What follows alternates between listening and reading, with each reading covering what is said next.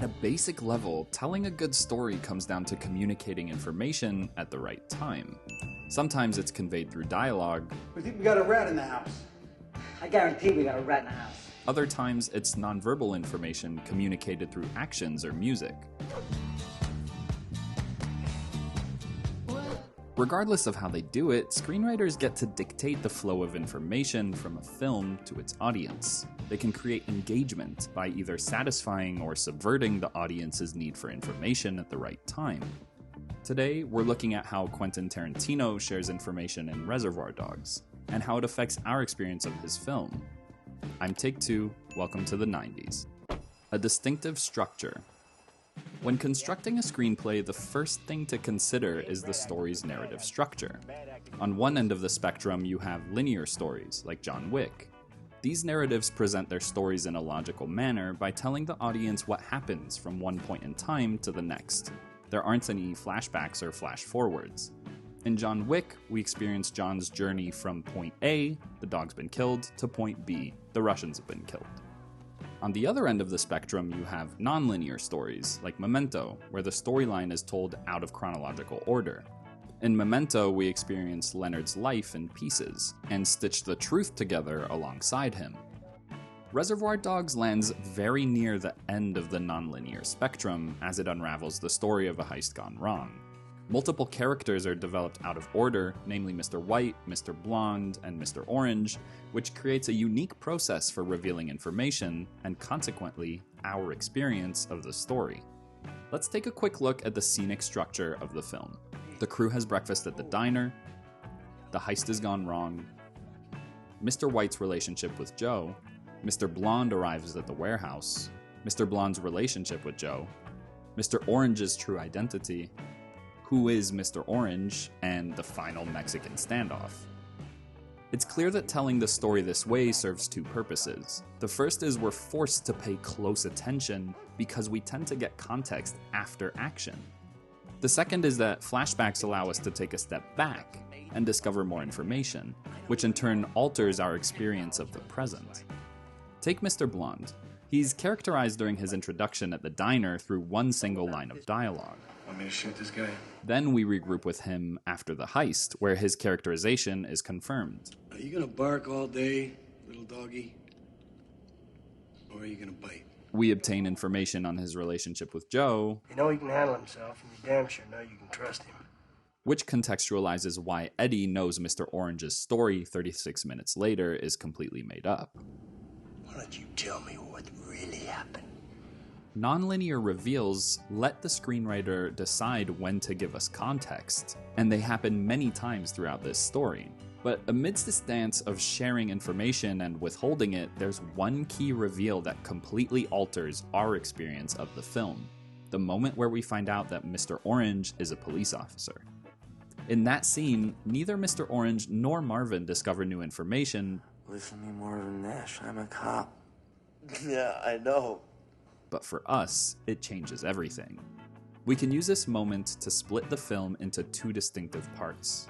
The first is before we know the truth, when we're experiencing a limited point of view, and the second is after we know the truth, where our point of view expands and almost borders on omniscient. Let's look at how Tarantino hints towards this turning point. The pleasures in the detail. Reservoir Dogs' opening scene is packed with examples of a literary tool called foreshadowing. In his book The Third Act, Drew Yano discusses the importance of setup and payoff for creating effective foreshadowing, whereby a line of dialogue or an action is planted early in the story, only to have its significance revealed later on. The more time is left between setup and payoff, the more pleasing it is for the audience. In this scene, I want to focus on Mr. Orange in particular, as he's the key player in our big reveal. At one point, Mr. Pink refuses to tip their server, and when Joe comes back and asks, Who didn't throw in? take a look at who rats him out. Mr. Pink. Mr. Pink. Why not? On our first viewing, this might seem like a throwaway line to create a little humor and push the dialogue forward, but it actually sets up the payoff that will happen 57 minutes later in the film when we find out Mr. Orange is, in fact, with the police. The payoff is satisfying because it answers what has been the central question of the film throughout. But now that we know the truth, other things also start to make more sense. For example, if we go back 14 minutes, we see an orange balloon chasing Nice Guy Eddie's car as he's driving to the warehouse following the heist. And if we're thinking about foreshadowing through color, observant viewers may have noticed the soap bottles in the warehouse 23 minutes before this, implying that Mr. White and Mr. Pink stand at one end of the table and Mr. Orange at the other. So all of these setups add to the intensity of our reaction to the payoff. We're finally given information we were missing and realize it's been staring us in the face all along. But where do we go from here? I'm sure you'll like it. Come on. Nonlinear thrill. This reveal gives us more questions than it does answers, which is why Mr. Orange becomes the sole protagonist for the second part of the movie. You gotta remember that this story is about you and how you perceive the events that went down. The screenplay is written in this way to give us more context, but also to develop two areas which will help deliver the film's final payoff. These two areas are engagement and empathy. Let's consider if the story had been told in a more linear fashion. Had we known Mr. Orange was the traitor from the start, it would have been impossible to build such a powerful sense of curiosity and intrigue as to who had betrayed the gang. We wouldn't have a payoff when he shows his hands to Marvin. It would have likely played out similar to this. Listen to me, Marvin Nash. I'm a cop. Yeah, we know. By letting us in on the joke before his characters, Tarantino effectively builds tension for the movie's final scene. Our payoff becomes how they'll react when they find out. The second piece of the puzzle Tarantino provides through the camera is empathy for Mr. Orange as the reality of his actions catch up to him.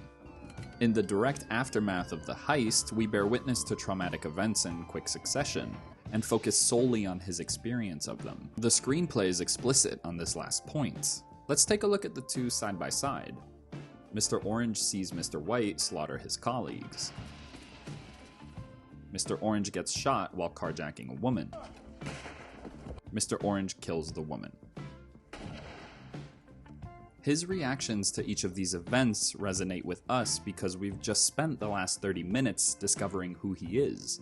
We're given the context to understand his guilt and his shock. This scene in particular is captivating because we're seeing it play out for a second time, but our experience of it is completely different. Look at our first moment with this scene. Sorry! Come here! She killed me, man! We had zero context on what went wrong and how we ended up here. The filming is voyeuristic, and the tug-of-war dialogue seems to focus on if Mr. Orange will die or not. Frankly, we have no real stake on what's going to happen to either of these characters. But on our second viewing, we're deliberately locked into a close-up of Mr. Orange, which feels much more intimate. She killed me! There's a fucking found that! Hey! The context we have of who he is and what he's done adds to the weight of this scene, and the filming allows us to experience the subtleties of his emotions.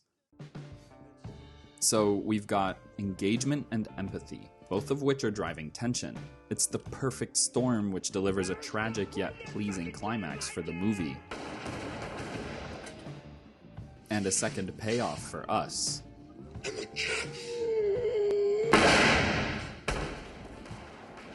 Tarantino might be my favorite contemporary storyteller. What the fuck was I talking about?